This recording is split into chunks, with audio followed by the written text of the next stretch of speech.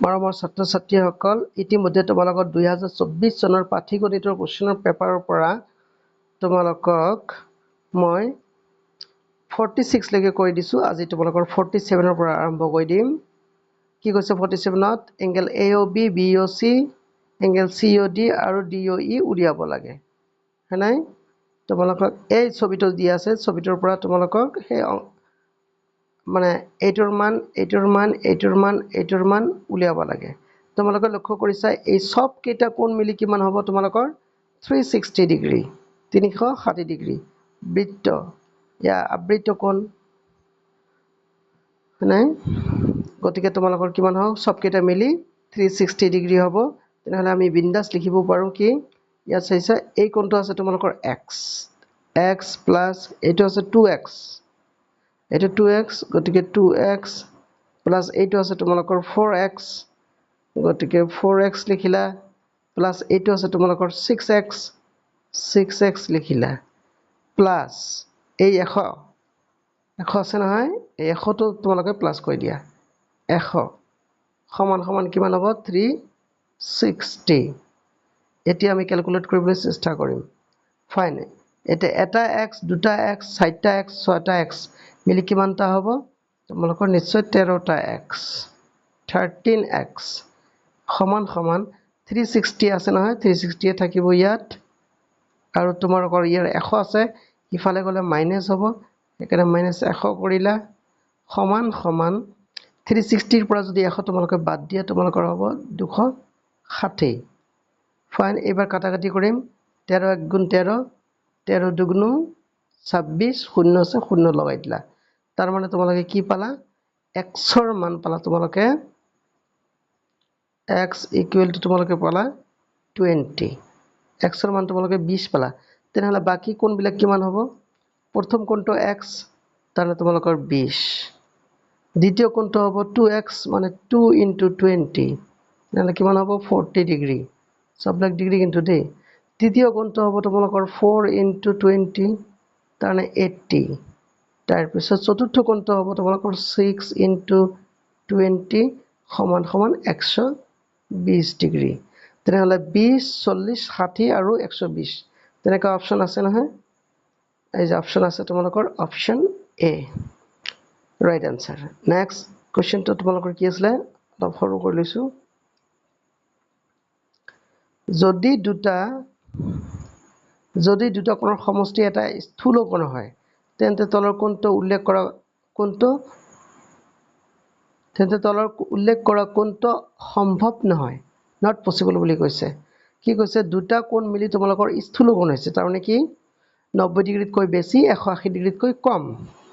তেনেহ'লে এইটো যদি হয় তেনেহ'লে তলৰ কোণটো সম্ভৱ নহয়। 1 নম্বৰ অপশ্যনত কি আছে? এটা সমকোণ আৰু এটা সূক্ষ্ম কোণ, এইটো সম্ভৱ। এটা স্থূল কোণ, এটা সূক্ষ্ম কোণ, এইটোও সম্ভৱ। দুটা সূক্ষ্ম কোণ, এইটোও সম্ভৱ। তেনেহ'লে নিশ্চয় এইটো তোমালোকৰ আছিলে কি? দুটা সমকোণ। দুটা সমকোণ যদি যোগ কৰোঁ আমি কিমান পাম? 180 ডিগ্ৰী। তাৰমানে স্থূল কোণতকৈ বেছি হ'ব। গতিকে আমাৰ ডি নম্বৰ অপশ্যনটো এইটো ৰাইট, ই সম্ভৱ নহয়। নেক্সট কৈছে কি তোমালোকক?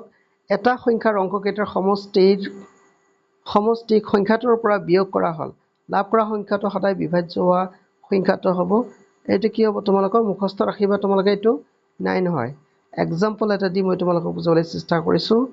ধৰি লোৱা তোমালোকৰ এটা সংখ্যা আছে 379, এইটো এটা সংখ্যা। এতিয়া ইয়াৰ পৰা বাদ দিয়া তোমালোকে অংককেইটা যোগ কৰা। অংককেইটা যোগ কৰিলে 19 হ'ব, মানে 19ৰ পৰা যদি 19 হ'ব নে?